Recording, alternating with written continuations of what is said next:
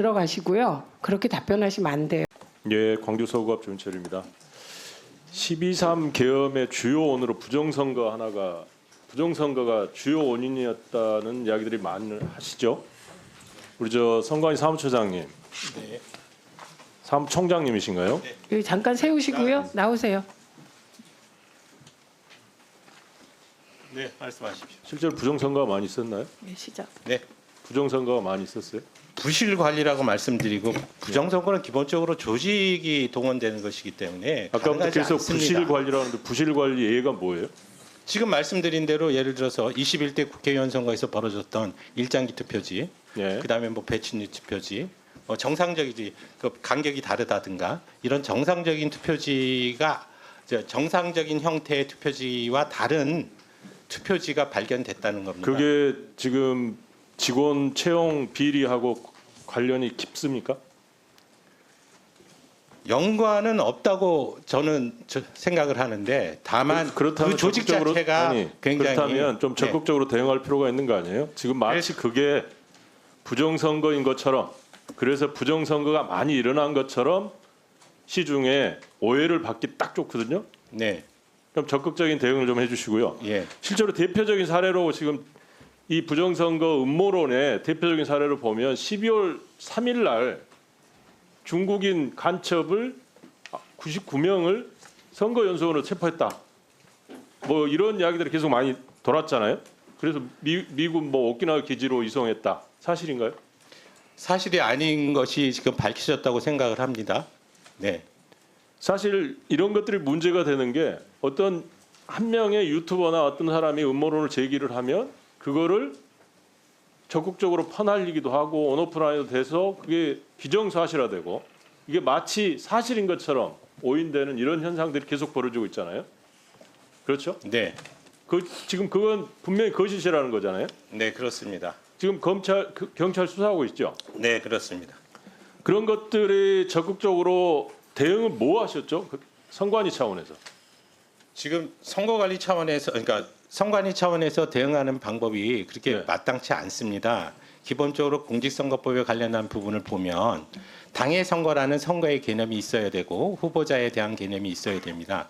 그런 부분들 때문에 실제적으로 아니 그런 차원이 아니고 그런 문제가 허위 선거 관련한 허위 조작 정보들이 돌아다니잖아요. 네, 그거 관련해서 조치를 뭘 하셨냐고요. 정부 부처에 그걸 담당하고 있는 부처들도 많이 있잖아요. 네, 그렇습니다. 뭘 하셨나요? 실제적으로- 방통이나 방심위하고 협의하셨나요? 지금 그 사안은 지금 SNS 이 부분은 네. 방송통신위원회가 가지고 있는 권한이 아닌 것 같습니다. 그래서 그럼 뭐 어디하고 그 인터넷 신문, 인터넷 언론사에 대한 부분이기 때문에 그냥 이미 유튜브나 이런 거에서 많이 돌잖아요. 네. 그것이 방통위 소관이 아니라고요? 그런데 그 부분이 지금 말씀드린 대로 선거와 그 후보자의 기방이나 개념이 포함돼 있어야 저 선거관리위원회에서 업무 영역으로 조치할 수 있는 영역이 되고요. 아니, 저희는 그게 그런 부분 이외에는 피해자로서 대응할 수 있는 방법밖에 없는 아니 거예요. 선거관리위원회의 전체적인 신뢰도나 선거관리 제도에 대한 신뢰도를 무너뜨리는 그런 이야기들이 네, 계속 그래서 돌고 있는데 형사적인 그거에 대해서 대응할 수단이 없다는 게 말이 되나요?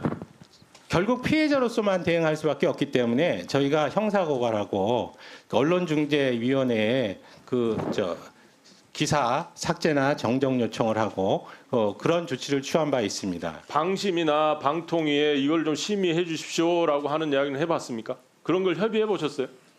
또 말씀드리지만 안 인터넷 그러니까 안 신문하고 하셨죠. SNS는 일단 방송법의 그 규제 대상이 아닌 것으로 알고 있습니다. 예. 조성훈 처장님, 우리 사무총장님 말씀 맞나요? 그러면 SNS에 마음대로 돌아다니는 허위 저작 정보는 관련이 없다. 방통위의 소관이 아니다. 그런 이야기예요? 아니 그런 부분에 대해서 이게 방심위에서 뭐 통신심이나 이런 거는 할수 있는 방통이나 거 아니에요? 방심이나 똑같은 지금 방송 관련한 심의를 하고 있는 것이잖아요. 근데 유튜브에 허위 저작 정보가 돌아다니는 거를 방통위의 소관이 아니다라고 이야기하시는 거예요? 아니 방심위 뭐에서 심의는 가능한 거 아닌가 싶습니다. 예. 들으셨죠?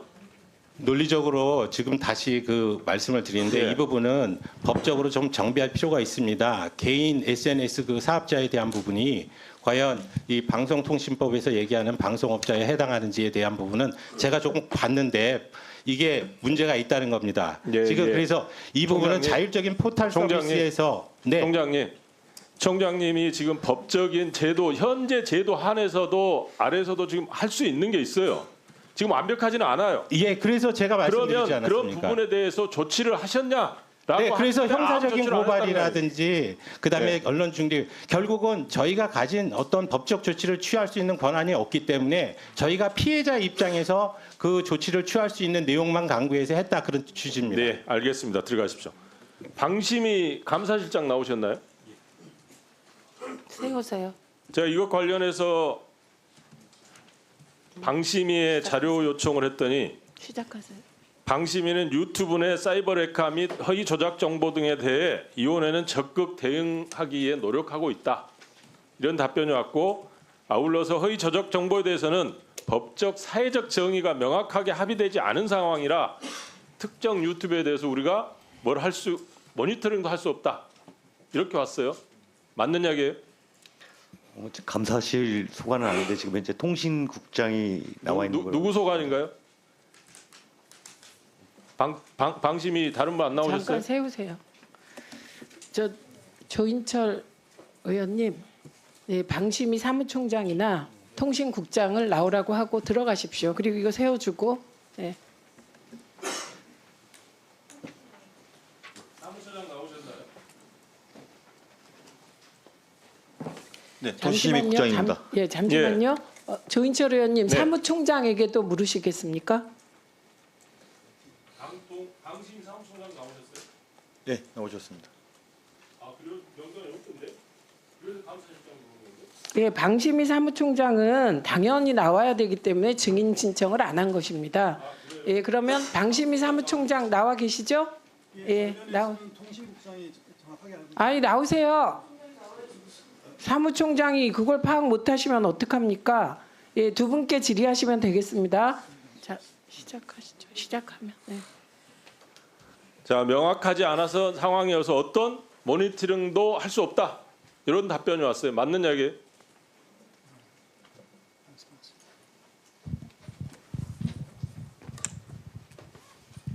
현재 그 통신심의 관련해서는 사이버 레카라든지 유튜브 상에 있는 여러 그 불법 정보들에 대해서는 저희가 심의가 가능합니다. 다만 이제 어떤 가짜뉴스에 대한 개념 정의라든지 아니면 허위 조작에 대한 어떤 그 가짜냐 허위 조작 정보냐라는 것도 심의위원회에서 심의해서 결정해야 되는 거 아니에요? 심의위원회는 당연히 심의해서 결정해야 된다고 보는데 어떻게 생각하세요? 가짜뉴스 그 자체에 대한 개념보다는 가짜뉴스에서 발생되는 명예훼손이라든지 아니면 허위 조작으로 해서 사회적 혼란을 야기한다든지 다른 내용상 불법이 뚜렷한 그런 점이 발견된다면 저희가 심의가 가능하지만 가짜뉴스라는 주제로 부정선거 관련해서 선거연수원 중국인 간첩 체포 이게 사회적 혼란을 일으키는 상황이 아니에요? 위원님 말씀은 어떤 건지는 알겠지만 이게 부정선거와 관련하여서는 현재 헌법재판소라든지 사법기관 등에서 조사가 이루어지고 있기 때문에 그에 앞서서 저희 심의위원회가 먼저 결정하거나 아니 의견을 판단하는 것은 조심스럽다는 입장을 가지고 있습니다. 그러면 김만배 인용보도 인터뷰한 거 인용보도 한 거는 왜 했어요? 김덕심 한 건을 했죠. 네. 왜 했을까? 그 위원님께서 그때 결정하실 때 사회적 혼란을 현재 야기하는 내용으로 판단하신 걸로 알고 있습니다. 그럼 이거는 사회적 혼란이 아니에요? 이 사안 부정선거 관련해서는 현재 사회적 혼란이고 이것이 사회적 혼란이 훨씬 커 보이는데 이거는 빼고 그때는 하고 그때가 달라지나요? 방심이는? 그렇지 않습니다. 그 부정선 총장 답변을.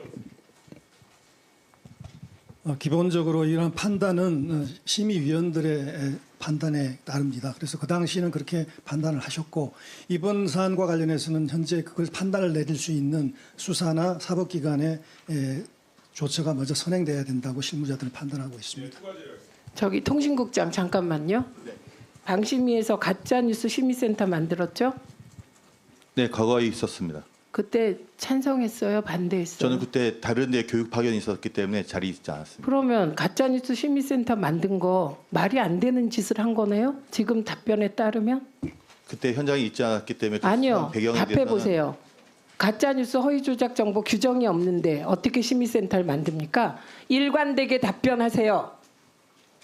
말도 안 지금 그렇게 답변해야죠. 심의센터는 무리였다 이렇게. 그래야 좀 아까 한 답변이 일말의 신뢰라도 가지 않겠습니까? 들어가시고요. 그렇게 답변하시면 안 돼요.